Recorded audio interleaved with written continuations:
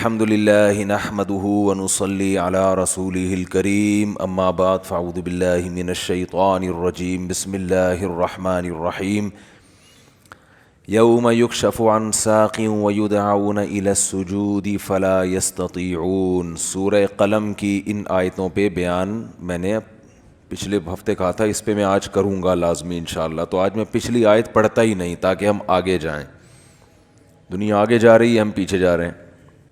تو اللہ تعالیٰ نے ارشاد فرمایا کہ جس دن اللہ اپنی پنڈلی کو ظاہر کریں گے، جو اللہ ہی جانتا ہے ان چیزوں میں متشابہات میں ہے، اس کی کیفیات ہمیں معلوم نہیں ہے، ان میں بحث کرنا بھی ناجائز ہے۔ اللہ اپنی تجلی ظاہر کریں گے تو اس میں اتنی اٹریکشن ہوگی، اس میں لوگ ایسے مبہوت ہو جائیں گے کہ سجدے میں گر جائیں گے۔ اس وقت سجدہ کرنے میں مزہ آئے گا، لذت محسوس ہوگی۔ فرمایا لیکن کچھ لوگ ایسے ہوں گے جن کی کمر تختے کی کر دی جائے گی اور وہ سجدہ کرنا بھی چاہیں گے تو نہیں کر سکیں گے۔ یہ کون لوگ ہوں گے؟ فرمایا یہ وہ لوگ ہوں گے جن کو دنیا میں سجدے کے لیے، نماز کے لیے بلایا جاتا تھا، وہم سالمون، اس وقت ان کی کمر صحیح تھی، تختے کی نہیں تھی۔ یہ کمر جھکا سکتے تھے، سجدہ کر سکتے تھے، نماز پڑھ سکتے تھے۔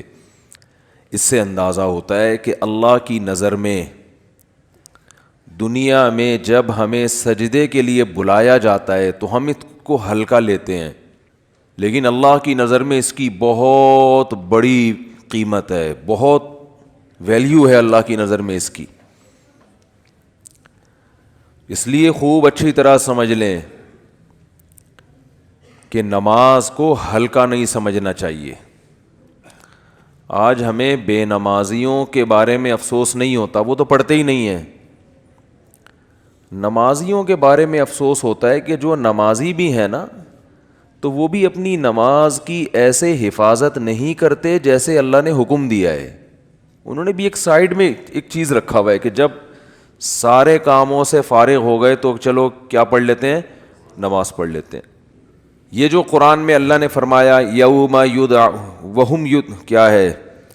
یوم یکشف عن ساق ویدعون الی السجود فلا یستطیعون خاشعۃ ابصارهم ترہقهم، نہیں، یہ آیت میں یوم یکشف عن ساق ویدعون الی السجود فلا یستطیعون، آگے کیا ہے؟ خاشعۃ ابصارهم ترہقهم ذلہ وقد كانوا يدعون الى السجود وهم سالمون۔ فرمایا دنیا میں انہیں سجدے کے لیے بلایا جاتا تھا، تو یہ کب بلایا جاتا ہے؟ اذان۔ بھائی یہ بہت بڑا المیہ ہے یار۔ دیکھو گاڑیاں غلط نہیں پارک کیا کرو۔ میں دیکھتا ہوں یہاں مدرسے کے گیٹ کے آگے کئی بار لوگوں نے گاڑیاں کھڑی کی ہیں۔ اتنی تو انسان میں سینس ہوتی ہے کہ جب گیٹ کھلے گا مدرسے کا تو اندر سے جو گاڑی باہر کیسے نکالے گا؟ یعنی یہ تو نبی صلی اللہ علیہ وسلم نے فرمایا کہ ایمان کا آخری درجہ یہ ہے، یہ حدیث خوب غور سے سنیں، ایمان کا آخری درجہ یہ ہے کہ راستے سے تکلیف دہ چیز کو ہٹایا جائے۔ کوئی بھی چیز جو لوگوں کو تکلیف پہنچا رہی ہے اس کو کیا کرو؟ ہٹا دو۔ گٹر کا ڈھکن کھلا ہوا ہے، کوئی گر سکتا ہے، آپ اس کے انتظام کریں۔ کانٹا پڑا ہوا ہے، اس کو ہٹائیں۔ پتھر رکھا ہوا ہے، اس کو ہٹائیں۔ کوئی بھی چیز جو لوگوں کو اذیت دے سکتی ہے، تو راستے میں تکلیف دہ چیز جو نہیں ہٹاتا نا، اس کو نبی نے ایمان سے خارج کیا ہے۔ تو سوچو وہ کتنا بڑا گویا کہ کافر ہوگا جو تکلیف دہ چیز راستے میں ڈالتا ہے۔ تو گاڑی غلط پارک کرنا، بائک غلط پارک کرنا، یہ تکلیف دہ چیز ڈالنا ہے کہ نہیں ہے؟ کانٹے سے اتنی تکلیف نہیں ہوتی، لوگ اکثر سنبھل کے ہی چل رہے ہوتے ہیں، لیکن گاڑیاں اس طرح، روزانہ میرے ساتھ ایسا ہو رہا ہے، روزانہ، کہ یہاں آپ گلی میں گاڑی موڑنے کی کوشش کرو نہیں موڑ سکتے۔ کسی نے کارنر پہ گاڑی ایسے کھڑی کی ہوگی کہ گاڑی دوسری گاڑی جو آئے گی ٹرن ہی نہیں ہو سکتی، اور یہ دیندار لوگ زیادہ معذرت کے ساتھ کر رہے ہوتے ہیں۔ وہ ہمارے ہاں جو جتنا بے ڈھنگا ہوگا نا اس کو سمجھا جاتا ہے اتنا نیک ہے، جتنا بے ڈھنگا ہوگا نا۔ میں جب گیا نا حضرت مفتی رشید احمد صاحب رحمہ اللہ کے پاس، ان کے شاگردوں کے پاس، تو میرے پاس 125 تھی, میں نے دیوار کے ساتھ لگا دی بائک, تو وہ کہیں جھانک رہے تھے, انہوں نے کہا بالکل چپکاؤ. میں نے کہا یہ عجیب بات کر رہے ہیں بھائی, راستہ تو ہے نا بھائی, راستہ اتنا تو ہم نے بائک پارک کی ہے کہ راستہ تو ہے. انہوں نے کہا نہیں راستہ نہیں, کھلا راستہ ہونا چاہیے لوگوں کے پاس گزرنے کا. تو جب آپ مکمل دیوار کے ساتھ بائک کو چپکا کے کھڑا کر سکتے ہو تو آپ نے اس کی دم باہر کو کیوں نکالی ہوئی ہے؟ تو میں نے کہا یار عجیب ٹائپ کے لوگ ہیں یہ, تو بہت سختی کیا کرتے تھے. تو راستے سے تکلیف دہ چیز جو نہ ہٹائے وہ ایمان سے خارج ہے, تو جو راستے میں تکلیف دہ چیز ڈالے وہ کتنا بڑا بے ایمان ہوگا معذرت کے ساتھ. تو ابھی تو آپ لوگوں سے غلطی سے اس لیے میں کہہ رہا ہوں کہ اب جس نے غلط گاڑی پارک کی ہے وہ اٹھے گا ہی نہیں نا ہمیں اپنے بے ایمان کا فتویٰ لگا دیا. تو ہم اچھا گمان رکھتے ہیں آپ نے جان کر نہیں کیا ہوگا, غلطی سے کیا ہوگا, بلکہ آپ نے گاڑی صحیح پارک کی ہوگی یا بائک صحیح پارک کی ہوگی, کسی نے ہٹا دی ہوگی. تو جن نے غلط پارک کی ہے جا کے ذرا گلی کھولنے, جا کے اٹھ جائیں. ہم لوگ دیکھ بھی نہیں رہے, آنکھیں بند کر لو بھائی, ہم نہیں دیکھ رہے. شاباش شاباش. اور آئندہ اس سے توبہ کریں. تو پیچھے سے تو دیکھ سکتے ہیں نا. اچھا, تو بائکیں جو ہے نا بالکل چپکا کے کھڑی کیا کریں دیوار سے, اور گاڑی بھی. اور گاڑی تو سامنے روڈ پہ کھڑی کرتے ہیں, ابھی کیمرے لگے ہوئے ہیں الحمدللہ چاروں طرف, ہم نے ٹھیک ٹھاک سیکیورٹی کا انتظام کیا ہوا ہے جو اسباب کی دنیا میں. تو چور بھی انشاءاللہ بھاگے گا نہیں, کہیں بھی پکڑا جائے گا. اور یہاں بھی کیمرے لگے ہوئے, وہ دیکھو وہ بھی لگا ہوا ہے, یہ بھی لگا ہوا ہے, دیکھ رہے ہیں. تو کسی کی جیب میں ہاتھ ڈالنے سے پہلے, کیونکہ جیب کترے بھی ہیں یہاں پہ, ان کو پتہ ہی نہیں ہوتا کہ کیمرہ لگا ہوا ہے. تو ہر طرح کیمرے لگے ہوئے ہیں جو ایک ظاہری اسباب ہو سکتے ہیں. اور سیکیورٹی گارڈ بھی بیٹھے ہوئے ہیں. کچھ سیکیورٹی گارڈ تو آپ کو وردی میں جو نظر آ رہے ہیں نا, اسلحہ کھلا لے کے گھوم رہے ہیں, کچھ یہیں بھی بیٹھے ہوئے ہوتے ہیں, سمجھ رہے ہو. تو آپ میں سے کسی کو نہیں پتا ہے کہ ادھر کس کی پینٹ میں کیا رکھا ہوا ہے اور کس کی شلوار میں کیا رکھا ہوا ہے. تو خیر بات کیا چل رہی تھی؟ بات چل رہی تھی نماز. ہو سکتا ہے میرے بھی آواز بھی اسلحہ لگایا وہ میں نے, تو ہم بھی اتنے نیک نہیں ہیں جتنا آپ سمجھتے ہو ہم کو, سمجھ رہے ہو نا. نیک سے مراد جو بالکل ہی بیوقوف لوگ سمجھتے ہیں نا. تو باقی یہ کہ اسباب کی دنیا میں انسان احتیاط کرتا ہے. باقی وہ بہاری لوگ کہتے ہیں کہ جب انسان کی موت آتی ہے تو اونٹ پہ بیٹھے ہوئے آدمی کو بھی کتا کاٹ لیتا ہے. تو وہ اللہ نے جب تک زندگی دینی ہے دے گا, جب اٹھانا ہوگا تو ویسے ہی اٹھا لے گا اللہ تعالیٰ. پھر تو سب کچھ ہو سکتا ہے نا. تو ایک ظاہری لحاظ سے جو کچھ ہو سکتا ہے وہ کرتا ہے انسان, باقی اللہ چاہے گا تو وہ سب کچھ ہو سکتا ہے. ایک چھوٹا سا مچھر انسان کو مار سکتا ہے, تو ایک چھوٹی سی گولی مار سکتی ہے انسان کو, کچھ بھی ہو سکتا ہے. خیر, تو بات یہ چل رہی تھی کہ اللہ نے فرمایا جب ان کو دنیا میں سجدے کے لیے بلایا جاتا تھا تو یہ نہیں آتے تھے. تو جو اللہ جب بلاتے ہیں اس بلانے کو کیا کہا جاتا ہے؟ اذان.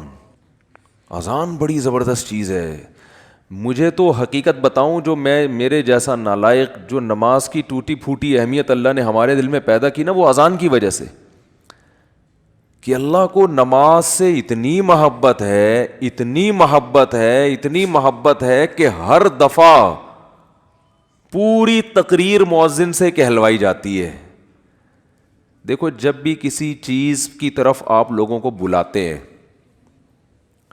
اگر وہ کام بار بار ہو رہا ہے نا, ایک دفعہ ہوگا تو آپ اناؤنسمنٹ کرتے ہیں, بار بار ہو رہا ہے تو ایک دفعہ کی اناؤنسمنٹ کافی ہوتی ہے. ایک دفعہ کی, جیسے آپ کی جب جاب لگتی ہے تو آپ کا باس آپ کو ایک دفعہ بتا دیتا ہے کہ بھئی 8 بجے سے ٹائم شروع ہوگا اور شام 4 یا 5 یا 8 بجے تک آپ کی ایک دفعہ اناؤنسمنٹ کیا ہے, بولو نا, کافی ہے, بس بتا دیا بھائی, سگنیچر لے لیے کہ بھئی یہ ٹائمنگ ہے. آپ یہ 9 بجے عام طور پہ دفتر میں 9 بجے کا ٹائم ہوتا ہے, اور گورنمنٹ کے جو دفتر ہیں 3:30 پونے 4 بجے کا ٹائم ہوتا ہے اس میں شام کو. چھٹی کا ٹائم 4 بجے, پونے 4 بجے حاضری ہوگی اور 4 بجے چھٹی. بعض دفعہ تو آنے کا ٹائم 4 بجے ہوتا ہے, جانے کا صبح 9 بجے ہوتا ہے واپس, یعنی الٹا بھی چل رہا ہوتا ہے. جو پریکٹیکلی ہو رہا ہے نا کہ اس ٹائم پر آئے کہ جب جانے کا ٹائم گزر چکا تھا, ٹھیک ہے نا. 4 بجے جانے کا ٹائم تھا, 5 بجے پہنچ رہے ہیں. تو گورنمنٹ میں اللہ کا شکر ہے بہت ساری ہمارے ہاں سہولتیں ہیں الحمدللہ. تو ابھی بات سے بات نکلتی ہے, چھوڑو اس کو یار, بات تو سجدے کی چل رہی تھی نا. تو اللہ تعالیٰ نے، ہاں میں یہ عرض کر رہا تھا کہ آپ کو ایک دفعہ بتا دیا جاتا ہے بھائی یہ ٹائم ہے، اس پہ آ جانا. اب یہ تو نہیں ہوتا کہ جب 8 بجیں گے یا 9 بجے کا ٹائم آفس میں دیا ہے تو باس آپ کو فون کر کے بتا رہا ہو آ جاؤ ٹائم ہو گیا ہے. کبھی ہوتا ہے ایسے؟ نہیں ہوتا نا. کیوں نہیں ہوتا؟ ان کو پتہ ہے خود آئے گا. اس لیے کہ کیا ملتا ہے سال کے آخر میں؟ روکھڑا ملتا ہے. روکھڑا ملے گا تو سارے کام ہوں گے، عزت بھی ملے گی، ترقی ہوگی آپ کی. دیکھا جاتا ہے نا پرائیویٹ اداروں میں، تو دیکھا جاتا ہے، گورنمنٹ میں دیکھا جانا چاہیے کہ یہ اس کی حاضریاں کتنی ہیں اور کتنا کس نے کام کیا ہے. لہذا ان کو موٹیویٹ کرنے کے لیے آپ کو بار بار اناؤنسمنٹ کی ضرورت نہیں ہے. بار بار اناؤنسمنٹ کی ضرورت نہیں. ایک دفعہ اعلان دوبارہ کریں گے تو آپ ان کو بیوقوف بولو گے، یار بس سر آپ نے بتا دیا نا 9 بجے کا ٹائم ہے، بس کیا ہے بار بار بھونپو لے کے گھر پہنچ جاتے ہو ہیں، لاؤڈ اسپیکر لے کے میرے دروازے پہ کھڑے ہو تو 9 بج گئے ہیں. یہ جو سحری جگانے والے آتے ہیں نا، مجھے ان سے اسی وجہ سے الرجی ہے. وہ بھائی ہمیں پتہ ہے یار سب کو، جس نے روزہ رکھنا ہے وہ اٹھ جائے گا. اب وہ پھر وہ جو گھومنا شروع کرتے ہیں محلے پڑوس میں، ایک گھر کا نمبر رات 2 بجے آ رہا ہے، دوسرے کا نمبر رات 4 بجے آ رہا ہے. سحری کا ٹائم 4 بجے شروع ہو رہا ہے تو 2 بجے ان کو کیوں اٹھا رہے ہو؟ یہ تو ایک بس عجیب سی ایک حساب کتاب ہے. تو خیر، بار بار اناؤنسمنٹ نہیں کی جاتی، بار بار یاد دہانی نہیں کی جاتی. اور اللہ نے بھی باقی عبادتوں میں ایسے ہی کیا. رمضان کے مہینے کے بارے میں قرآن میں 2 آیتیں ہیں. ایک تو ہے فمن شہید منکم الشہر فلیصم. اللہ نے فرمایا ایمان والو تم پر روزے فرض کیے گئے جیسے کہ تم سے پہلی امتوں پہ فرض کیے گئے تھے. وہ فرض ہو گئے نا. دوسری آیت کیا ہے؟ کب فرض ہوئے؟ شہر رمضان الذی انزل فیہ القرآن. رمضان کا مہینہ ہے. فمن شہید منکم الشہر فلیصم. جو پچھلی آیت میں اللہ نے فرمایا نا کہ روزے فرض ہوئے، تو اگلی میں بتا دیا کون سے مہینے میں؟ رمضان. جو رمضان کا مہینہ پائے اسے چاہیے کہ روزے رکھے. ایک دفعہ اناؤنسمنٹ ہوئی ہے بس، اس کے بعد دوبارہ قرآن میں اناؤنسمنٹ نہیں ہوئی. اور جب رمضان کا مہینہ آتا ہے تو پھر اسلام میں حکم بھی نہیں ہے کہ یاد دلاؤ. مؤذن کو حکم کہ تمام حضرات سے گزارش ہے کہ رمضان کا مہینہ آ گیا ہے اور اللہ کی طرف سے اعلان ہے کہ اس مہینے میں سب روزے رکھو. کوئی اللہ کی طرف سے ایسی اناؤنسمنٹ ہوتی ہے؟ بھائی مسجد کے امام اپنی ذمہ داری پہ کسی کو یاد دلا دیں روزہ رکھو، ترغیب دیں، وہ ان کا کام ہے. اللہ نے کوئی لگے بندے الفاظ نازل نہیں کیے. لہذا مسجد کا امام یاد نہ بھی دلائے تو بھی کوئی گناہ گار نہیں ہے. اللہ کہتے ہیں میں نے قرآن میں جب بیان کر دیا نا بس صحیح ہے، سن لیا ان لوگوں نے، کافی ہے. حج کے بارے میں ایک آیت ہے قرآن میں جس میں فرضیت کا ذکر ہے. وَلِلَّهِ عَلَى النَّاسِ حِجُّ الْبَيْتِ مَنِ اسْتَطَاعَ إِلَيْهِ سَبِيلًا. لوگوں، اللہ کے لیے لوگوں پر لازم ہے کہ وہ بیت اللہ کا حج کریں جو وہاں جانے کی استطاعت رکھتے ہوں. وَمَنْ كَفَرَ، جو استطاعت کے باوجود نہیں جائے گا، فَإِنَّ اللَّهَ غَنِيٌّ عَنِ الْعَالَمِينَ، اللہ کو اس کی پرواہ نہیں ہے. ایک آیت جس سے فرضیت ہے، دوسری آیت نہیں ہے. یہ تو ہے کہ ابراہیم علیہ السلام نے یوں کہا تھا، حج کے لوگوں کو کہا تھا کہ حج کرو. اللہ کا جو اپنا آرڈر ہے نا، جو اللہ کے اپنے کلام میں آرڈر ہے وہ ایک ہی ہے جہاں تک مجھے یاد پڑتا ہے. لیکن نماز، ایک تو قرآن میں جگہ جگہ بھر دی اللہ نے نماز کو. جہاں ایمان والوں کی صفات نماز پڑھتے ہیں. قرآن شروع کہاں سے ہو رہا ہے؟ الذین یقیمون الصلاۃ ومما رزقناہم ينفقون. ایمان والوں کا عقیدہ صحیح ہوتا ہے اور عمل میں کیا؟ نماز قائم کرتے ہیں. جہاں عمل کی بات آئے گی نا نماز، جہاں جنتیوں کی صفات آئیں گی نماز اور زکوٰۃ. زکوٰۃ بھی ہے ساتھ ساتھ، وہ کیوں ہے پھر کسی اور موقع پر بیان کروں گا انشاءاللہ. سب سے پہلے نماز پھر زکوٰۃ، سب سے پہلے نماز پھر اللہ کی راہ میں خرچ. یعنی زکوٰۃ یا اللہ کی راہ میں خرچ مختلف عنوانات سے، کہ نماز بھی پڑھتے ہیں اور خرچ بھی کرتے ہیں، دونوں کام چلتے رہتے ہیں ان کے. اس سے پتہ چلتا ہے کنجوس نمازی اللہ کو پسند نہیں ہے. یعنی نماز کے ساتھ سخاوت بھی ہے. تو لیکن نماز کو پہلے درجے پہ رکھا گیا ہے. وجہ کیا ہے اس کی؟ اتنا فوکس کیوں کیا جا رہا ہے؟ اتنا زیادہ اس کو ہائی لائٹ کیوں کیا جا رہا ہے؟ پھر چلو اللہ نے قرآن میں درجنوں جگہوں پر کہہ دیا نماز پڑھو، بار بار کہہ دیا نماز پڑھو نماز پڑھو, اتنا کہا ہے کہ اس سے زیادہ کوئی حکم قرآن میں ملتا ہی نہیں ہے. چلو اتنا زیادہ کہہ دیا, اب تو بار بار اناؤنسمنٹ کی ضرورت اور بھی نہیں ہے نا, اب تو بالکل ہی ضرورت نہیں ہے. دیکھو آپ کے باس نے آپ کو بلایا دفتر اور آپ سے کہا کہ 9 بجے آپ نے پہنچنا ہے, ایک دفعہ کہہ دیا. اس کے بعد پھر آپ کو کہا میں دوبارہ کہہ رہا ہوں 9 بجے آپ کی ٹائمنگ شروع ہو جاتی ہے. سمجھ میں آ گئی بات؟ آپ نے کہا آ گئی. پھر تیسرے دفعہ کہہ رہا ہے میں بتاؤں کتنے بجے ٹائم ہے آپ کا, 9 بجے. 10 دفعہ جب کہہ دے گا نا 9 بجے, اب جب 9 بجیں گے تو آپ کو یاد نہیں دلائے گا, وہ کہے گا میں نے 10 دفعہ اسی لیے کہہ دیا تھا کہ دوبارہ مجھے یاد دلانے کی ضرورت نہ پڑے. اب آپ اگلے دن لیٹ ہو رہے ہو, 11 بجے پہنچ رہے ہو, تو وہ کہہ رہا ہے, وہ کہے گا کہ آپ کیوں لیٹ آ رہے ہو, آپ کو سر آپ نے 9 بجے مجھے یاد نہیں دلایا. وہ کیا کہے گا باس کہ بھائی جو پہلے دن میں نے 10 دفعہ کہا تھا نا 9 بجے, وہ اسی لیے کہا تھا کہ ایک دفعہ کہنا کافی تھا, مگر 10 دفعہ اس لیے ریپیٹ کیا تھا کہ دوبارہ یاد دلانے کی ضرورت نہ پڑے. آپ یہ نہ کہو کہ میں بھول گیا تھا. بہت مشکل ہے سمجھانا, بہت مشکل ہے. تو جب اللہ نے نماز کو سینکڑوں دفعہ ریپیٹ کیا قرآن میں, تو اب تو ہر وقت یاد دلانے کی بالکل بھی ضرورت نہیں تھی. کمال ہے بھائی, اللہ نے کیا فرمایا کہ اتنا یاد دلاؤ کہ پیدائش سے لے کے موت تک اذان ہی سنتا رہے بیٹھ کے. پیدا ہوا تو کان میں اذان دلوائی اس کے, پیدا ہوا تو کان میں اذان, نماز کی طرف دعوت, حالانکہ سمجھتا نہیں ہے بچہ, ایک حرف بھی سمجھ میں نہیں آتا اس کے اذان. بچہ تو نہ سمجھ ہوتا ہے, اس کو کیا پتا چلتا ہے میرے کان میں کیا ہو رہا ہے.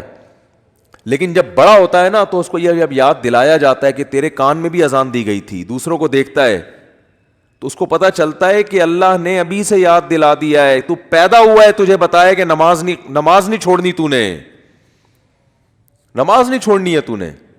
پھر فجر کے وقت الگ بلایا جا رہا ہے, جب ظہر کا ٹائم آتا ہے الگ. اچھا اللہ نے نماز کا بھی ذکر کیا اور ٹائمنگ بھی قرآن میں بتا دی. اقیم الصلاۃ لدلوک الشمس الی غسق اللیل, نماز کو قائم کرو سورج کے ڈھلکنے کے اوقات میں اور رات کے اندھیروں میں بھی. اس میں پانچوں نمازیں آ گئیں. سورج میں جب کوئی بڑی تبدیلی ہوتی ہے نا تو اس کو ڈھلکنا کہتے ہیں.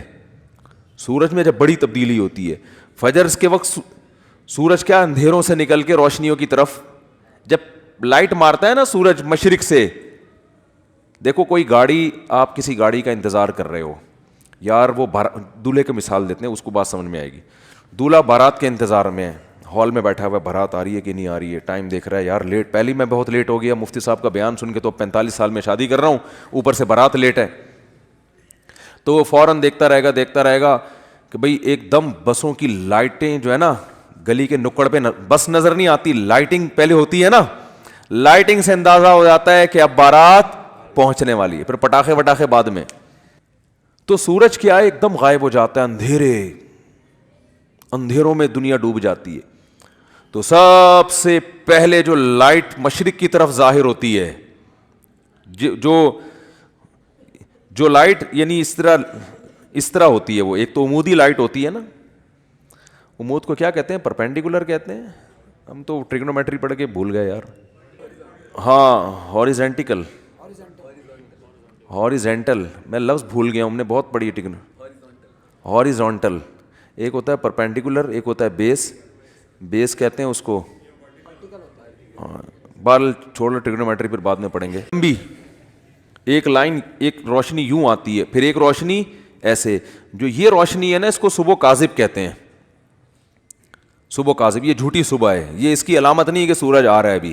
اس کے بعد جب ایک دم افق پہ مشرق یعنی مشرق کی طرف آسمان کے کنارے پہ جو ایسے لائٹ پھیلتی ہے نا, یہ وہ والی لائٹ ہے جو بارات آتے وقت ٹرک جو بس مارتی ہے نا لائٹ, اب یہ آ گئی ہے. اس سے پہلے تو کوئی سگریٹ پی رہا تھا یا کیا کر رہا تھا. تو اس کو کہتے ہیں صبح صادق, سچی صبح. وہ پہلے والی صبح سے دھوکا ہوتا ہے کہ شاید سورج نکل رہا ہے, وہ اس لیے اس کو صبح کاذب کہا جاتا ہے. اور اس کے بعد آتی ہے صبح صادق. تو وہ جو لائٹ مشرق کی طرف پھیلتی ہے نا ایسے لمبائی میں, وہ اس کی علامت ہوتی ہے کہ اب وہ اندھیرے ختم، ایک دم سورج ایک ڈھلکنا شروع ہو رہا ہے نا، ایک دنیا میں ایک بہت بڑی چینجنگ آ رہی ہے. تو اللہ نے فرمایا جیسے ہی دنیا میں یہ چینجنگ آئے گی، تبدیلی آئے گی اس سے، سورج کے ڈھلکنے سے، تم نے کیا کرنا ہے اس موقع پر؟ نماز قائم کرنا ہے، اپنے رب کو یاد کرنا ہے، میرا رب مجھے رات کے اندھیروں سے نکال کے دوبارہ، کتنی بڑی خدا کی قسم، یہ سورج کا طلوع ہونا اتنی بڑی نشانی ہے اللہ کے وجود کی. ایتھیس اور ملحد پاگل ہوتے ہیں. مجھے لوگ کہتے ہیں ملحدوں پہ کو معاف کر دیں، بیان نہ کریں آپ، بہت بیان ہو گیا ملحدوں پر. لیکن بھائی کیسے یار چھوڑ دیں؟ اتنی بڑی خدا کی نشانیاں دیکھ کر جو بدبخت کہتے ہیں یہ آٹومیٹیکلی ہو رہا ہے. اور یار ایسا سسٹم، اتنا ایندھن اس کے اندر، ایسی روشنی، کیسا، جیسے آپ تکے کو گھماتے ہیں نا جب پکاتے ہیں، کوئلے پہ جب تکا پکاتے ہیں، ادھر سے پک گیا، اب کیا کرو؟ گھماؤ، یہ خود بخود گھومتا ہے؟ گھمانا پڑتا ہے، یا ایسا سسٹم لگانا پڑے گا کہ گھومے. وہ سسٹم کوئی لگا کے دیتا ہے. تکے میں خود بخود اتنی عقل نہیں ہوتی کہ کروڑوں سال میں ترقی کرتے کرتے ایسا بن گیا کہ آٹومیٹک گھومنا خود بخود ہی شروع، یہاں سے پک گیا اب یہاں سے پکاؤ، ہے بھائی یہاں سے تو پک گیا اب کیا کرو؟ اب یہاں سے پکاؤ مجھے. تکا خود بخود کروڑوں سال میں بھی اتنا ذہین نہیں ہوتا، تو یہ سورج اور زمین اتنے ذہین کیسے ہو گئے کہ سورج گیا اور پوری دنیا کو لائٹ دیتا دیتا ساری دنیا میں کی فصلیں اگاتا، وٹامن ڈی پرووائڈ کرتے کرتے کرتے کرتے ابھی سورج امریکہ والوں کو نواز رہا ہے. اس وقت یہاں رات ہو رہی ہے نا، امریکہ میں دن ہے، سورج وہاں جا کے گوروں کو وٹامن ڈی دے رہا ہے، ان کی فصلوں میں جان پیدا کر رہا ہے. ہمارا نمبر، ابھی ہم تکے کی وہ والی سائڈ ہے جو انگارے کے دوسری طرف گئے ہوئے ہم لوگ. بھئی یہاں سے تو زمین پک گئی ہے، اب اس کو تھوڑا سا اندھیرے میں رکھو، اس کو پکانے کی ضرورت نہیں ہے. اب میرے اس طرح پکانے کی باتیں کرنے سے ایتھیس کو تپانے کا کام ہو رہا ہے.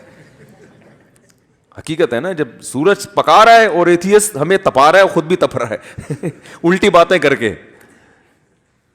تو یہ بھائی کیسا خوبصورت نظام ہے یار. سورج کا جو طلوع ہے نا، خدا کی قسم یہ اللہ کی بہت بڑی نشانی ہے.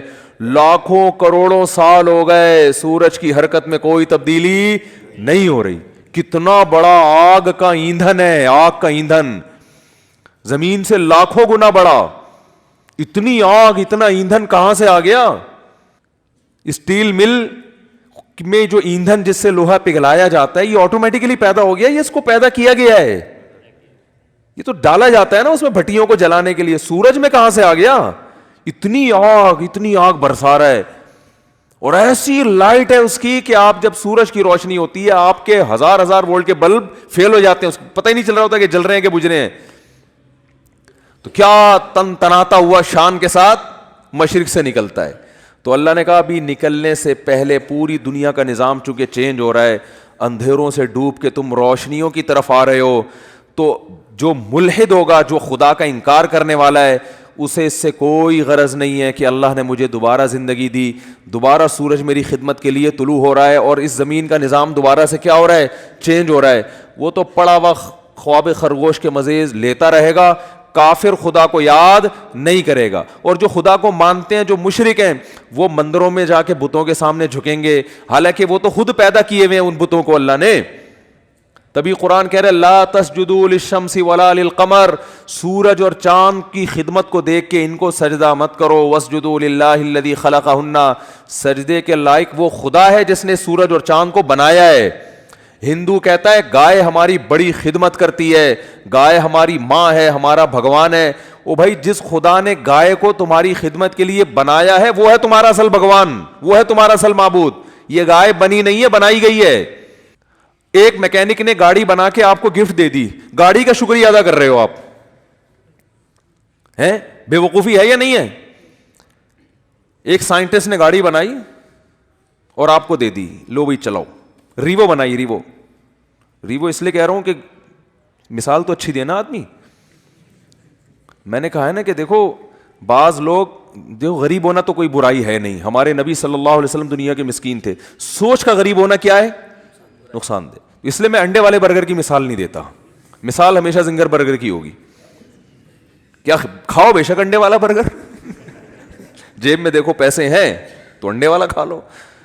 زنگر کے ہیں تو لیکن مثال ہمیشہ کس کی دو؟ زنگر کی. تو مثال اچھی گاڑی کی دینی چاہیے. اور اس میں ایک اور حکمت بھی ہے جو کبھی اور کسی اور وقت بتائیں گے انشاءاللہ. تو آپ کو کسی نے, کمپنی نے ریوو دے کے نا آپ کو گفٹ دے دی, لے بھائی. اب آپ کیا کر رہے ہو کہ ریوو کا شکریہ ادا کر رہے ہو, تمہارا بہت شکریہ, تم میری زندگی میں آئی, تم مجھے بٹھا کے گھماتی ہو اور تمہاری وجہ سے میری عزت ہو رہی ہے. تو بات یہ چل رہی تھی کہ آپ کو کسی نے ریوو گفٹ دی, یا آپ کو کسی نے گاڑی گفٹ دی, یا آپ کو کسی نے کوئی بھی ہدیہ دیا, انڈے والا برگر کھلا دیا, آپ برگر کی تعریفیں کر رہے ہو, برگر کے شکریہ ادا کر رہے ہو. تو ہندو یہی کر رہے ہو بھائی, گائے تم پر احسان نہیں کر رہی, احسان اس ذات نے کیا جس نے اس گائے کو بنایا. تو خدا کہہ رہا ہے کہ نہ ملحدوں کی طرح خدا کا انکار کرو کہ یہ خود بخود ہو رہا ہے, اور نہ مشرکین کی طرح اصل خدا کو چھوڑ کر بنی ہوئی چیزوں کو پوجنا شروع کر دو. اسلام کتنا بیلنس کرتا ہے, کیسی اعتدال والی بات کرتا ہے. لا تسجدوا للشمس ولا للقمر, سورج اور چاند کو سجدہ مت کرو ان کی خدمت کو دیکھ کے. واسجدوا للہ الذی خلقہن, اس ذات کو سجدہ کرو جس نے ان کو بنایا. یہاں بھی سجدے کا ذکر ہے, نماز میں ہوتا ہے سجدہ. تو اللہ نے کیا فرمایا, اقیم الصلاۃ لدلوک الشمس, سورج کے ڈھلکنے. یہ سورج سے نا زمین کا بڑا سسٹم ہے, سورج کو بڑا قرآن نے پروٹوکول دیا ہے. قرآن نے اپنی نشانیوں میں, اگر میں یہ کہوں کہ جتنا سورج کو پروٹوکول دیا ہے شاید کسی اور نعمت کو نہیں دیا, تو شاید میری یہ دعویٰ غلط نہیں ہوگا. تبھی تو سورج سے نمازوں کے اوقات رکھے گئے ہیں. روزہ بھی سورج دیکھ کے ہوتا ہے, سورج غروب ہوگا تو روزہ افطار ہوگا, سورج طلوع ہونے سے پہلے روزہ بند ہوگا, نمازیں سورج کے اوقات پر. تو یہ کیا ہے؟ اس لیے کہ دلوک کہتے ہیں ڈھلکنا. تو اللہ نے ڈھلکنے کے اوقات اس لیے رکھے کہ اس وقت دنیا میں بڑی بڑی تبدیلیاں آ رہی ہوتی ہیں, بڑی بڑی تبدیلیاں. رات کے اندھیرے دور ہونا شروع ہو جاتے ہیں, ایک بہت بڑی چینجنگ دنیا میں آتی ہے جس کا پوری دنیا پہ بھی اثر پڑتا ہے, آپ کی باڈی پہ بھی اثر پڑتا ہے, پوری دنیا کے نظام پہ اثر. وہ کیا ہے؟ سورج کی جو کرنیں ہیں, مشرق سے بھی سورج کے طلوع ہونے کا ٹائم ہوا ہے, آپ کو روشنی دیکھ کے اندازہ ہو جاتا ہے کہ اب صبح ہونے والی ہے اور اس زمین کے نظام میں تبدیلی آنے والی ہے. تو عقل مند لوگ کیا کرتے ہیں؟ اللہ نے فرمایا اس موقع پر تم نے کس کو یاد کرنا ہے؟ اللہ کو یاد کرنا ہے. کس طرح؟ جس طرح اللہ کہتا ہے میں بتاؤں گا اس طرح یاد کرنا ہے. کیونکہ اگر اللہ نہ بتاتا کس طرح یاد کرنا ہے, پھر ہم عبادت کے وہ طریقے نکال لیتے جو غیر مسلموں نے نکالے ہوئے ہیں, عجیب عجیب سے. جب انسان کو پتہ نہیں ہوتا نا کیسے عبادت کرنی ہے, تو لوگوں کی رائے پہ چھوڑ دیا جاتا. فرض کریں اسلام کہتا بھائی صبح سورج کے طلوع ہونے سے پہلے, صبح صادق کے بعد تم نے عبادت کرنی ہے. کیسے کرنی ہے؟ ہر آدمی اخپل طریقے سے کرے. تو لوگوں کے الگ الگ کانسیپٹ ہوتے. کچھ ایسے عبادت کرتے, وہ کہتے ہیں ہم اللہ کے لیے میلے کچھ ایلے رہیں گے. یہ بھی ایک نظریہ ہے لوگوں میں. برما میں گیا, بدھسٹ نظر آئے, 6 مہینے سے کہا جاتا ہے کہ نہائے نہیں ہیں. یہ ان کا خیال ہے کہ اس طرح بھگوان کیا ہوتا ہے؟ خوش ہوتا ہے, نہائے نہیں. کچھ ایسا کرتے کہ ننگ دھڑنگ رہنے کو عبادت سمجھتے. یہ بھی آپ کو بعض مذاہب میں ملے گا, وہ کہتے ہیں ہم تو برہنہ پیدا ہوئے تھے بھائی, یہ لباس تو نیچر کے خلاف ہے. وہ بھی کچھ دن پہلے میں نے فیس بک پہ ایک انٹرویو دیکھا, شکر ہے وہ آگے میز لگائی ہوئی تھی انہوں نے. انٹرویو کے دوران انہوں نے یہ عقلمندی کی, وہ ایک برہنہ بیٹھا ہوا ہے بالکل ہی لباس لیس. تو اس سے پوچھنے کہ اس تکلف کی ضرورت کیا تھی آپ کو؟ تو وہ کہہ رہے ہم تو انسان کیا ہے, پیدا کیسے ہوا ہے؟ برہنہ. تو نیچر یہی ہے کہ لباس وباس نہیں ہونا چاہیے. نیچے لوگوں نے طبیعت سے گالیاں دی ہوئی نا کہ اس کی کوئی ماں بہن نہیں ہے گھر میں. تو یہ بھی ایک عبادت کا ان کے خیال میں طریقہ ہے. بعض لوگوں میں عبادت کا طریقہ یہ ہے کہ ہم گوشت نہیں کھائیں گے, اس سے اللہ خوش ہوگا. تو انسان کو اگر آزاد چھوڑ دیتا نا اسلام کہ تم اللہ کو جس طرح بھی راضی کرنا چاہو کرو, تو انسان غلط رخ پہ چلا جاتا, وہ انسانیت کے دائرے سے نکل جاتا. اللہ نے بتا دیا اقیم الصلاۃ لدلوک الشمس. میں پہلے جو نماز کے اوقات ہیں ان کو تھوڑا ڈیفائن کر دوں, پھر میں بتاؤں گا اسلام نے یہ طریقہ کیوں بتایا ہے. پہلا دلوک شمس ہوتا ہے, دنیا میں بڑی تبدیلی آتی ہے صبح صادق, اندھیروں سے روشنی پھوٹنا شروع, پتہ چلتا ہے اب دن کیا ہو گیا, چینج.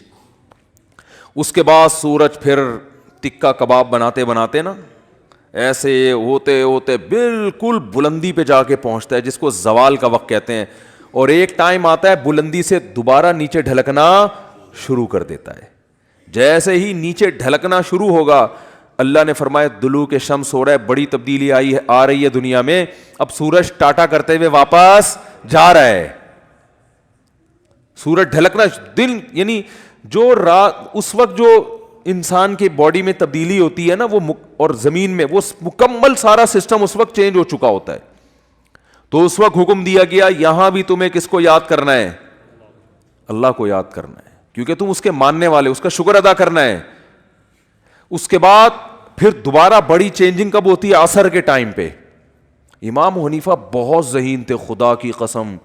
جو امام ابو حنیفہ کا رحمہ اللہ کا فقہ غور سے پڑھے گا نا, اسے لگے گا امام صاحب کوئی چھوٹی موٹی چیز نہیں تھے. حدیث میں ہمیں نماز کے بارے میں, عصر کے بارے میں مثل اول بھی ملتا ہے, مثل ثانی بھی ملتا ہے. بخاری مسلم کی حدیثوں سے ہمیں پتہ چلتا ہے کہ جس ٹائم پہ ہمارے جو اہل حدیث حضرات عصر کی نماز پڑھتے ہیں نا, اس کا بھی ثبوت حدیث سے ہمیں ملتا ہے. اور یہی ٹائم امام شافعی کا بھی ہے, جو عصر بہت جلدی پڑھی جاتی ہے. پورے سعودیہ میں آپ نے دیکھا ہوگا بہت جلدی عصر پڑھ لیتے ہیں وہ. لیکن امام حنیفہ کی رائے یہ کہ دیر سے پڑھی جائے, جب ہر چیز کا سایہ دگنا ہو جائے. کتنا ہو جائے؟ دگنا. اب بہت سے حضرات کہتے ہیں امام حنیفہ نے اس حدیث کی مخالفت کر دی جس میں جلدی پڑھنے کا ہے. تو امام حنیفہ نے حدیث کی دونوں حدیثوں میں اس حدیث کو لیا جو قرآن کے زیادہ قریب ہے, کیونکہ سورج کا جو ڈھلکنا ہے نا, بڑی چینجنگ, یہ مثل اول پہ نہیں ہوتی, مثل ثانی پہ ہوتی ہے. یعنی جب ہر چیز کا سایہ آپ نے 1 فٹ کا اسکیل رکھا زمین پہ, جب اس اسکیل کا سایہ اتنا ہو جائے, دیکھیں جب سورج بالکل اوپر ہوتا ہے, اس بات کو ذرا ٹیکنیکل طریقے سے سمجھیں, سورج بالکل سر پہ ہوتا ہے تو ہر چیز کا سایہ 0 ہو جاتا ہے. کتنا ہو جاتا ہے؟ اگر آپ خط استوا پر ہوں, ایکویٹر پہ ہو نا, تو سورج جب بالکل آپ کے سر پہ ہوگا تو 1 فٹ اسکیل اگر ہے اس کا سایہ کتنا ہوگا؟ 0, کیونکہ بالکل اوپر ہے نا. اب جب ذرا سا ڈھلکے گا تو جیسے ہی تھوڑا سا ڈھلکا ہے ظہر شروع, اس پر پوری امت کا اتفاق ہے. پھر ڈھلکتے ڈھلکتے جب اس چیز کا سایہ اتنا ہو جائے جتنی وہ چیز ہے, یعنی 1 فٹ چیز کا سایہ 1 فٹ ہو جائے, تو جمہور علماء کہتے ہیں عصر کا ٹائم شروع ہو گیا. اور بخاری کی حدیث بھی ہے اس پر. لیکن بخاری ہی کی دوسری حدیث سے پتہ چلتا ہے کہ ایسا نہیں ہے. بخاری مسلم کی, چونکہ ابھی میرا یہ ٹاپک نہیں ہے اس لیے میں حدیثیں پیش نہیں کر رہا, ورنہ پورا وہ ٹاپک اختلافی مسئلے پہ چلا جائے گا. اس سے پتہ چلتا ہے کہ نہیں, ابھی عصر کا ٹائم شروع نہیں ہوا, بلکہ ہر چیز کا سایہ جب دگنا ہو جائے گا, 1 فٹ کی چیز ہے اس کا سایہ کتنا ہو جائے؟ 2 فٹ, تو عصر کا ٹائم شروع ہوتا ہے. اس وقت عصر کا ٹائم شروع. یہ امام ابو حنیفہ کا قول ہے, راجح قول, کہ بہتر یہ ہے, افضل یہ ہے کہ عصر کی نماز اس وقت پڑھی جائے, اس سے پہلے پڑھنا فتویٰ اس پر ہے کہ جائز تو ہے مگر بہتر نہیں ہے. تبھی ہمارے ہاں ہندوستان پاکستان میں دیر سے عصر ہوتی ہے. عرب کنٹریز میں چونکہ فقہ حنبلی کو فالو کرتے ہیں نا, شافعی اور حنبلی, وہ جلدی, اہل حدیث بھی جلدی پڑھتے ہیں. لیکن قرآن میں اگر آپ غور کرو گے تو قرآن سورج کے ڈھلکنے پر, اور یعنی کوئی بڑا تغیر ہونا چاہیے زمین میں, تو وہ جو بڑی چینجنگ ہے نا, اس وقت نہیں ہوتی جب ہر چیز کا سایہ 1 مثل ہو, بلکہ وہ اس وقت ہوتی ہے جب ہر چیز کا سایہ کیا ہو؟ 2 مثل. اس وقت ٹائم بہت چینج ہو چکا ہوتا ہے. جب ہر چیز کا سایہ 1 مثل ہوتا ہے تو ٹائم میں چینجنگ نہیں ہوتی. یعنی ایک عام آدمی سے آپ پوچھیں گے تو وہ ٹائم بتا بھی نہیں سکتا, یعنی وہ اندازہ بھی نہیں لگا سکتا کہ یہ ظہر ختم ہوئی ہے یا عصر شروع ہوئی ہے کہ نہیں ہوئی ہے. جبکہ جو عصر, جب سورج میں تپش بالکل کم ہو جاتی ہے سورج کی, اس وقت کائنات میں بڑی تبدیلی ہو چکی ہوتی ہے. تو امام صاحب کی دلیل یہ ہے کہ اس کائنات میں جب بڑی چینجنگ ہوگی سورج کی حرکت کی وجہ سے, تو نماز کا ٹائم, کسی نہ کسی نماز کا ٹائم آ رہا ہوگا. تو وہ چینجنگ مثل اول پہ نہیں ہوتی بلکہ مثل ثانی پہ ہوتی ہے. اور ایک اور بھی حدیث ہے امام حنیفہ کی دلیل, بخاری مسلم کی, بات چل پڑی ہے, لوگ کیونکہ کلپ بنا کے مارکیٹ میں چلا دیتے ہیں نا, پھر ادھوری دلیل آتی ہے. حدیث میں آتا ہے آپ صلی اللہ علیہ وسلم نے فرمایا, بخاری مسلم کی حدیث ہے, کہ میری اور پچھلی امتوں کی مثال اس مزدور کی ہے کہ ایک مزدور نے فجر سے لے کے ظہر تک کام کیا, اجر 1 قرات ملا. ایک نے ظہر سے لے کے عصر تک کام کیا, اجر 1 قرات ملا. اور ایک نے عصر سے لے کے مغرب تک کام کیا, اجر 2 قرات ملا. تو آپ نے فرمایا کہ عمل قلیلا و اجر کثیرا, جو فجر سے لے کے ظہر تک کام کر رہا ہے بہت زیادہ کام کرے گا مگر اجر کتنا؟ ایک قرات. جو ظہر سے لے کے عصر تک کام کر رہا ہے عمل حدیث کے مطابق بہت زیادہ کر رہا ہے, اجر کتنا مل رہا ہے؟ ایک قرات. لیکن آپ نے فرمایا جو عصر سے مغرب کر رہا ہے عمل کثیرن عمل قلیلن, عمل بہت تھوڑا کیا اور اجیرا کثیرن, اجر زیادہ ملا. یہ حدیث کے الفاظ ہیں. تو پچھلی امتیں کیا ہیں؟ یہود و نصارہ. یہودیوں نے فجر سے لے کے ظہر تک عمل کیا, عمل 1 روپیہ ملے گا ان کو, ایک مثال دے رہا ہوں روپے سے. عیسائی نے بھی بہت لمبا عمل کیا ظہر سے عصر تک, عمل ثواب کتنا مل رہا ہے؟ 1 روپیہ. اس امت نے بہت تھوڑی دیر عمل کیا مگر اجر کیا مل رہا ہے؟ دگنا. تو یہود و نصارہ اللہ سے کہیں گے اللہ ہم عمل زیادہ کر رہے ہیں اجر کم, یہ عمل کم کر رہے ہیں اجر زیادہ. تو اللہ فرمائیں گے کہ میں تم پہ ظلم نہیں کر رہا, تمہیں تمہارے عمل کا پورا بدلہ دے رہا ہوں. اس امت کو تھوڑے عمل پہ جو میں اضافی دے رہا ہوں تو یہ میری مرضی ہے, یہ میرا فضل ہے. بھائی ایک مزدور سے 1 گھنٹہ گڑھا کھدوائیں, اجرت طے ہوئی 100 روپے, وہ دے دیا آپ نے. اس سے آدھا گھنٹہ گڑھا کھدوا کے اجرت طے 100 تھی لیکن آپ نے 500 روپے پکڑا دیے, تو 100 والا اعتراض تھوڑی کرے گا. آپ کہیں گے بھائی تمہیں تو پوری اجرت مل گئی نا, اب یہ ہماری اس سے تعلقات ہیں, ہم نے اس کو ڈبل دے دیا. تو یہ مثال فٹ بیٹھ ہی نہیں سکتی کہ اگر ہم عصر کو مثل اول پہ پڑھیں گے, کیونکہ پھر ظہر اور عصر کا جو فاصلہ ہے وہ اور عصر اور مغرب کا فاصلہ تقریباً برابر ہو جائیں گے. نہیں آ رہی بات سمجھ میں؟ اس سے پتہ چلتا ہے عصر اور مغرب کا فاصلہ کم ہے اور ظہر اور عصر کا زیادہ ہے. تو یہ حنفیہ جو امام ابو حنیفہ جو ٹائم بتاتے ہیں نا عصر کا, اس ٹائم پر تو یہ مثال فٹ بیٹھتی ہے. اور جو جمہور کا مسلک ہے کہ جلدی پڑھنا, اگر اس میں عصر کو اصل وقت مانا جائے تو اس پہ یہ مثال فٹ بیٹھتی نہیں ہے, کیونکہ اس میں ظہر عصر اور عصر مغرب کا فاصلہ تقریباً برابر ہو جائے گا, یہ مثال ہی نہیں منطبق ہوتی. تو اس لیے 1-2 حدیثیں سن کے مجتہدین سے بدگمان مت ہوا کرو اور فنڈر بننے کی کوشش مت کیا کرو کہ حدیث بھی پیش کی, حدیث نمبر بھی پیش کر دیا, حوالہ بھی پیش کر دیا, اب کیا رہ گیا سوائے اندھی تقلید کے. او بھائی اندھی تقلید نہیں ہے, یہ تقلید علی وجہ البصیرہ ہے. جس امام کو ہم فالو کر رہے ہیں نا وہ چھوٹا موٹا امام نہیں ہے, وہ بہت ذہین ہے اور وہ سب سے پہلے قرآن کو فوکس کرتے ہیں. اور قرآن سے بھی پتہ چلتا ہے کہ سورج کے ڈھلکنے میں جو اوقات میں بڑی تبدیلی آنی چاہیے, بڑی تبدیلی مثل اول پہ نہیں ہوتی بلکہ مثل ثانی پہ ہوتی ہے. دیکھو نا صبح صادق کے وقت بہت بڑی تبدیلی ہوئی ہے نا, اندھیرا ختم ہو رہا ہے, سورج نکلنے والا ہے. ظہر کے وقت بہت بڑی تبدیلی ہوئی ہے, سورج بالکل فل تماتم چمک رہا ہے, ٹھیک ہے نا. مغرب کے وقت بھی بڑی تبدیلی ہوئی ہے, ایک دم کیا ہو گیا, پورا سورج ہی مارکیٹ سے شارٹ ہو گیا, لیکن ابھی روشنی اس کی باقی ہے افق میں. عشاء میں کیا ہے, وہ روشنی بھی ختم, سورج اپنے تمام تر لوازمات کے ساتھ مارکیٹ سے شارٹ ہو گیا ہے. یہ بڑی تبدیلی ہے, یعنی جو اس کے لوازمات تھے, روشنی کی کرنیں باقی تھی, وہ بھی ختم. تو عصر میں بھی بڑی تبدیلی ہے کہ جو سورج میں تپش تھی نا, تیزی, وہ تیزی سورج میں کیا ہو گئی ہے, ختم ہو گئی ہے. تو وہ جب دیر سے اثر ہوگی تو اس میں ہوتی ہے, ہاں اتنی دیر نہ ہو کہ مکروہ وقت شروع ہو جائے. تو خیر یہ تو درمیان میں غریبی میں بات آ گئی.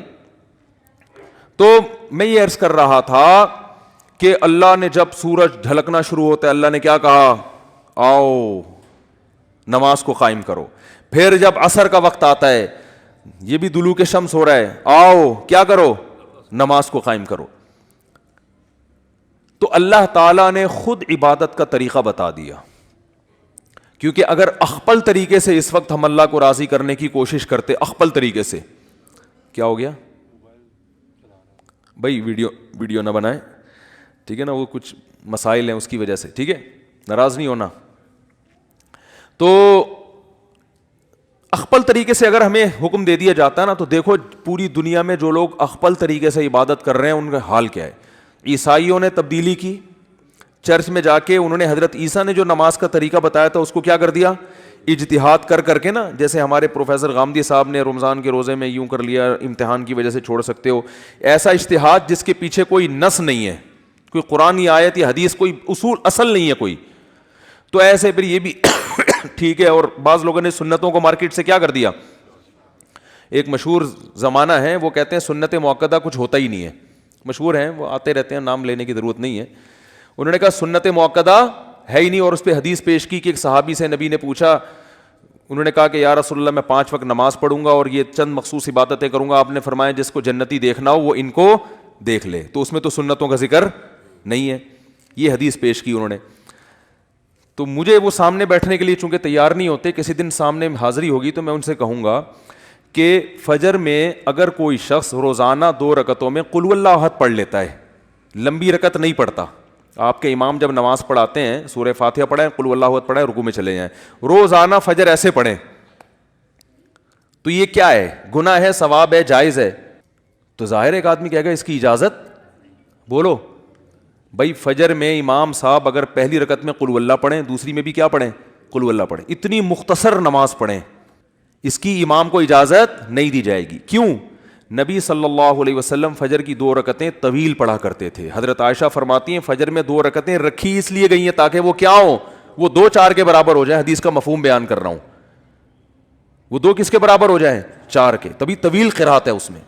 اب یہ طویل قرات کو اگر آپ کہتے ہیں یہ واجب ہے, تو اس کا مطلب جس دن قل اللہ پڑھ کے رکوع کر لیا تو واجب ادا نہیں ہوا, تو نماز یا تو سجدہ سہو کرو یا دوبارہ پڑھو. آپ اس کے بھی قائل بولتے کیوں نہیں ہے؟ کیونکہ فرض قرات تو ہو گئی نا, قل اللہ پڑھنے سے بھی ہو جاتی ہے. ایسی چیز کو جو واجب تو نہیں ہے لیکن پھر بھی پراپر کرنا ہے, اس کو فقہا نے سنت مؤکدہ سے تعبیر کیا ہے کہ وہ فرض واجب کے درجے میں نہیں ہے لیکن اس کو چھوڑنے کی بھی اجازت نہیں ہے. کبھی کبھار چھوڑ دے تو الگ بات ہے, پابندی کرنی پڑے گی اس کی. تو ایسے اس کے لیے فقہا نے ایک ٹرم ایجاد کی ہے, اصطلاح نکالی ہے کہ یہ عام سنت نہیں ہے کہ کرو تو کرو, نہیں کرو تو نہیں کرو, بلکہ یہ سنت مؤکدہ ہے. تو سنت مؤکدہ کے تو آپ خود قائل ہے, اگرچہ اس لفظ کے قائل نہیں ہے. اگر آپ یہ کہتے ہو کہ سنت مؤکدہ کچھ بھی نہیں ہوتا, بس فرض واجب ہی ہوتا ہے, فرض ہی ہوتا ہے اور کچھ بھی نہیں ہوتا, یہ تو واجب کا بھی انکار کرتے ہیں, یہ کچھ بھی نہیں ہوتا, تو میں کہتا ہوں امام روزانہ پہلی رکعت میں بھی قل اللہ پڑھے, دوسری میں بھی قل اللہ پڑھے, اور پھر آپ روزانہ اتنی مختصر نماز پڑھا کے مارکیٹ سے شارٹ ہو جائے تو پھر آپ اس کو بھی یہ حدیث سناؤ, آپ اس کو بولو کہ بھائی فجر میں تو لمبی قرات کرنا سنت ہے, آپ کیوں اس سنت کو چھوڑ رہے ہو؟ وہ یہ جواب دے گا سنت ہے نا, فرض تو نہیں ہے نا. کیا ہو گیا بھائی؟ اور وہ حدیث سنا دے کہ ان صحابی نے کہا تھا 5 نمازیں فرض ادا کروں گا جنت میں جاؤں گا, تو میں 5 میں سے فجر جو فرض ہے ادا کر رہا ہوں کہ نہیں کر رہا, فرض ادا ہو رہا ہے کہ نہیں ہو رہا, لیکن آپ اس کو چھوڑیں گے نہیں. ان دل بولیں گے بھائی جو پراپر طریقہ ہے نا فجر کا, اس طرح سے پڑھاؤ, اور اس سے پہلے بھی 2 سنتیں پڑھ کے آیا کرو. تو اس کو, ایسی چیز کو فقہا تعبیر کرتے ہیں کیونکہ وہ دین کو زیادہ سمجھتے ہیں. انہوں نے کہا ایسی چیز جو فرض بھی نہیں ہے لیکن اس کو چھوڑنے کی اجازت بھی نہیں ہے, قابل ملامت ہے, اگر کوئی چھوڑے گا تو اس کو ملامت کی جائے گی, اس کو سمجھایا جائے گا, اس کو ملامت کا مطلب برا بلا بھی کہہ سکتے ہیں آپ اس کو. تو یہ ٹرم آپ بے شک اپنی ڈکشنری سے نکال دیں, لیکن ایسے بہت سارے اسلام میں حکام ہیں جو کیا ہے سنت جو فرض واجب نہیں ہے لیکن وہ عام سنت بھی نہیں ہے, مؤکدہ کا معنی تاکید والی. تو یہ تو ایک بالکل بدیہی چیز ہے. تو اسی طرح جو ظہر سے پہلے کی 4 سنتیں, ظہر کے بعد کی 2 سنتیں, فجر سے پہلے کی 2 سنتیں, مغرب کے بعد کی 2 سنتیں, یہ بھی عام سنتوں کی طرح نہیں ہے کہ آپ کہتے ہیں سنتیں ونتیں کچھ بھی نہیں ہوتی, بس فرائض ہیں. ٹھیک ہے یہ فرض نہیں ہے لیکن ایسی بھی نہیں ہے کہ آپ ان کو چھوڑ دیں. اگر چھوڑیں گے تو قابل ملامت ہوں گے آپ. کبھی کبھار چھوڑ دے تو ایک الگ بات ہے, جیسے کبھی آدمی سفر میں فجر کی 2 مختصر پڑھ لیتا ہے, امام صاحب کو جلدی ہے بھائی آج مجھے جانا ہے, میں قل اللہ پڑھ کے رکوع کروں گا, جس نے پڑھنی ہے پڑھے, نہیں پڑھنی کبھی کبھار ٹھیک ہے, پابندی نہیں کر سکتے آپ اس کی. تو تبھی کہتا ہوں اٹھا کر پھینک دو باہر گلی میں, نئی تہذیب کے انڈے ہیں گندے. اسلام بہت پرانا جو چلا آ رہا ہے نا فقہا سے, انہی سے سیکھنے کی کوشش کرو. نئی چیزوں سے متاثر ہونے کی بالکل بھی ضرورت نہیں ہے. حدیثوں کے لیبل ان کو نمبر یاد ہوتے ہیں بس, حدیث کی روح ان کو پتہ نہیں ہوتی. تو خیر یہ درمیان میں ہم قیام و طعام چلتا رہتا ہے نا ہمارا, ہم نے کہا تھا بیان میں جب درمیان میں قیام طعام آتا رہے گا. تو اصل ٹاپک سے ہم ہٹتے ہیں لیکن دوبارہ آتے ہیں, کوشش کرتے ہیں. تو اللہ نے کیا فرمایا کہ میں یہ عرض کر رہا تھا کہ اللہ نے ہمیں ہم پر نہیں چھوڑا کہ جیسے چاہو پڑھو, ہم پہ چھوڑ دیا جاتا. اتنی آرا رائے سامنے آتی, کوئی کہتا ہے گندا رہنا عبادت ہے, کوئی کہتا ہے کہ ڈیٹول سے جب تک نہیں نہاؤ گے تو عبادت قبول نہیں ہوگی, کوئی کہتا ہے تیزاب سے نہا کے آؤ, کوئی کہتا ہے سر منڈالو ایسے ٹائم پہ, جب بھی نماز کا ٹائم آئے کیا کرو, سر منڈالو. یہ بھی ایک عبادت سمجھی جاتی ہے دنیا میں.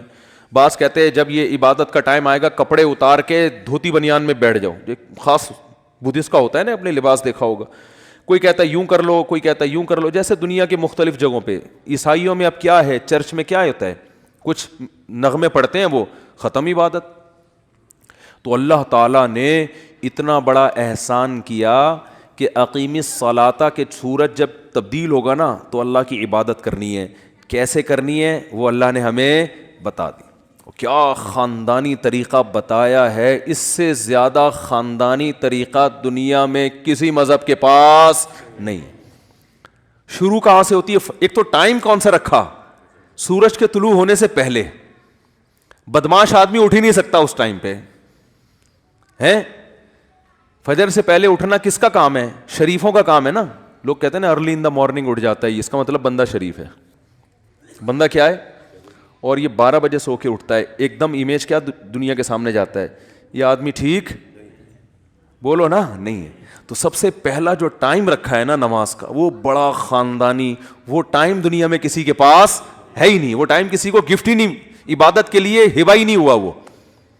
وہ ہے طلوع آفتاب سے پہلے, سورج نکلنے سے پہلے. میڈیکلی کتنا اچھا ٹائم ہے, آکسیجن کا لیول سب سے زیادہ ہوتا ہے اس وقت, دماغ فریش ہو جاتا ہے.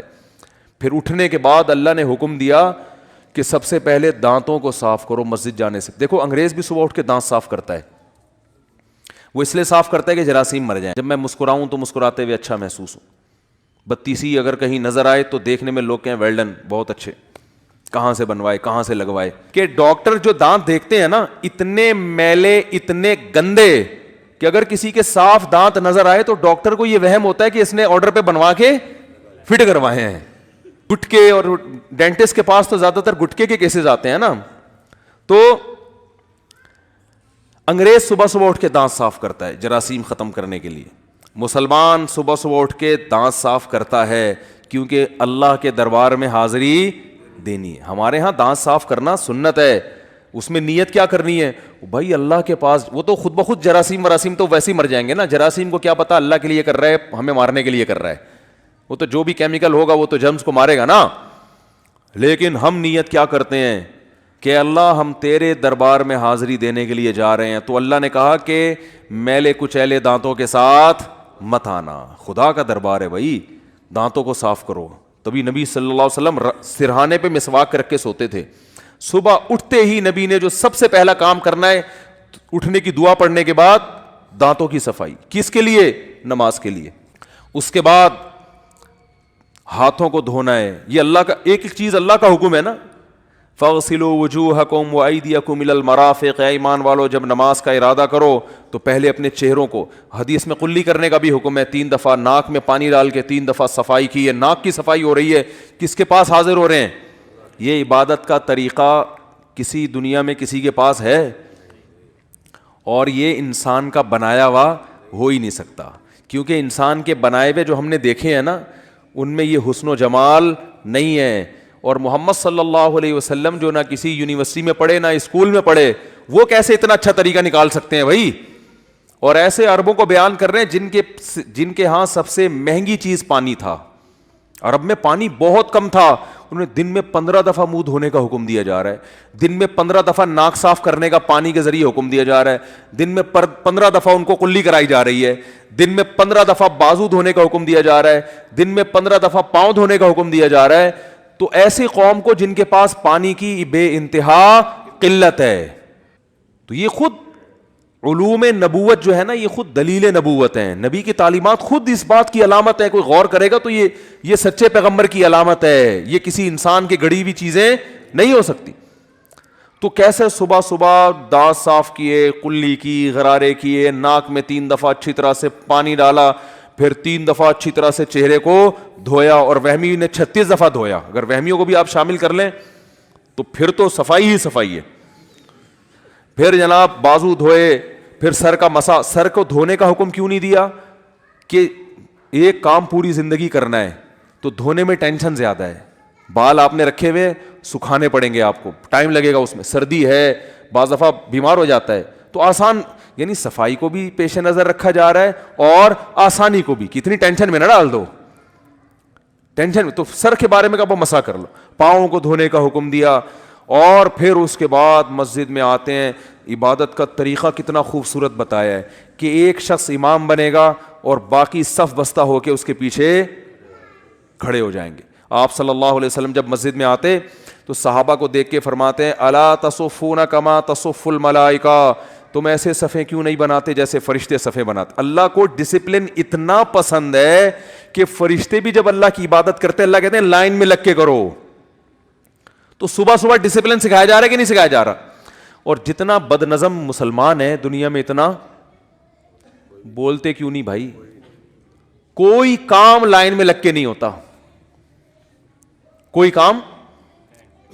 اور پھر نبی جب صفیں سیدھی ہوتی نا تو آپ صلی اللہ علیہ وسلم بہت اہتمام سے اس کو لائن کو بالکل سیدھا کرتے تھے, کہیں کسی کا سینہ آگے نہ نکلا ہوا ہو, کہیں پیچھے نہ ہو, بہت سیدھی لائن ہوتی تھی. اور اتنی تاکید کی, فرمایا کہ اگر تم اپنی صفوں کو سیدھا نہیں کرو گے اس بات کا خطرہ ہے تمہارے دل اللہ ٹیڑھے کر دے گا آپس میں. ایسے لائن بنا کے صبح صبح ایک امام وہ سورہ فاتحہ پڑھ کے اللہ سے پھر وہ الفاظ بتا دیں کہ ورڈنگ کیا ہونی چاہیے تمہاری. وہ شروع کہاں سے ہوگی؟ الحمدللہ رب العالمین, تمام تعریفیں اس اللہ کے لیے جو تمام جہانوں کا پالنے والا. اس سے زیادہ خدا اور معبود کی تعریف کے اس سے اچھے الفاظ ہو نہیں سکتے. اور پھر عربی میں اس میں ویسے ہی ایک روحانیت, ایک حسن ہے. میں کہتا ہوں اگر اللہ ہمیں عبادت کا حکم دیتا کسی اور زبان میں, وہ چاشنی جو مزہ الحمدللہ رب العالمین کہنے میں ہے, خدا کی قسم یہ عربی میں ہی مزہ آئے گا, کسی اور زبان میں یہ لذت اور چاشنی ہے ہی نہیں. عربی تو ایسی زبان ہے, گالیاں بھی دے رہا ہوں نا لوگ ہاتھ اٹھا کے دعا مانگنا شروع کر دیتے ہیں. وہ ایک آدمی نے کہیں لکھا ہوا تھا نا عربی, تو جا کے چوم رہا تھا, اس نے کہیں لکھا ہوا ہے یہاں لیٹرین ہے, بیت الخلا یہاں. وہ ایک آدمی کہیں گالیاں دے رہا تھا عربی کسی کو, واللہ انت, اب تو میں گالیاں تو نہیں دوں گا نا یہاں بیٹھ. تو وہ دوسرا کہتا ہے پاکستانی, کیا میرے لیے بھی دعا کرنا ہے یار, آپ اس کے لیے اتنی دعائیں دے رہے ہیں. زبان میں لذت ہے, چاشنی ہے. آپ دیکھو امام حرم جب عربی میں دعا مانگتے ہیں کیا خوبصورت, اس میں ایک عجیب نورانیت پیدا ہوتی ہے. وہ اردو پشتو پنجابی میں نہیں ہو سکتی, وہ انگلش میں نہیں ہو سکتی. ایسی زبان کی اللہ نے سلیکشن کی. آپ دوسری زبانوں کو اٹھا, ہندو کی دیکھ لو, وہ چاشنی وہ لذت نہیں ملے گی آپ کو, کسی بھی زبان میں نہیں ہے. قرآن عربی میں انسان پڑھتا ہے, سورہ مریم دیکھو, کاف ہا یا عین صاد, ذکر رحمت ربک عبدہ زکریا اذ نادى ربہ نداء خفیا قال رب انی وہن العظم منی واشتعل الرأس شیبا ولم اکن بدعائک رب شقیا. ایسے خوبصورت الفاظ ہیں کہ جب حضرت جعفر طیار نے نجاشی بادشاہ کے سامنے سورہ مریم پڑھی ہے نا, وہ پھوٹ پھوٹ کے رونے لگا, اس کی داڑھی تر ہو گئی, بھیگ گئی داڑھی. جتنے پادری بیٹھے تھے سارے رونے لگے. میرا جو جمعے کا خطبہ ہے نا انٹرنیٹ پہ پہلے ڈالا ہوا تھا, ہم نے نکال دیا, پھر وہ اس کے نیچے انگریزوں کے کمنٹس میں نے دیکھے کہ یار ہمیں ایک لفظ بھی سمجھ میں نہیں آ رہا مگر یہ مزہ بہت آ رہا ہے اس کو سننے میں. گوروں کے کمنٹ میں نے خود پڑھے ہیں, وہ عربی کا خطبہ, تو وہ خطبہ سمجھ میں نہیں آ رہا پھر بھی مزہ. اور یہ مزہ وہ نہیں ہوتا جو موسیقی میں ہوتا ہے, موسیقی کی لذت اور طرح کی ہے, اور روحانیت کی جو لذت ہے وہ بالکل اس سے الگ ہے. تو خطبہ ہے کوئی گانا تھوڑی ہے جو اس میں کوئی لذت ہو. کتنے لوگ ہیں تبلیغی جماعتیں جب باہر جاتی ہیں وہ بتاتے ہیں ایسے واقعات کہ کوئی, ہم نے گوروں کو قرآن سنتے ہوئے یہ جو قاری عبد الباسط تھا نا, ضیاء الحق ان کو اپنے ساتھ لے جایا کرتے.